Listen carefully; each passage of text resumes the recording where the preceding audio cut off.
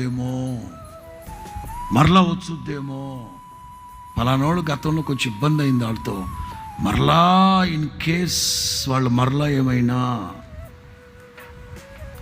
దేవుడు అంటాడు, అబ్రామా భయపడకు. మీరు బాగానే చెప్తున్నారండి, ప్రెషర్ అనిపించేది నేను కదా, అందుకే టెన్షన్లో ఉన్నావు గనక యెహోవా వాక్. సైకలాజికల్ ప్రెషర్ని కంట్రోల్ చేయగలిగింది దేవుని వాక్యం మాత్రమే.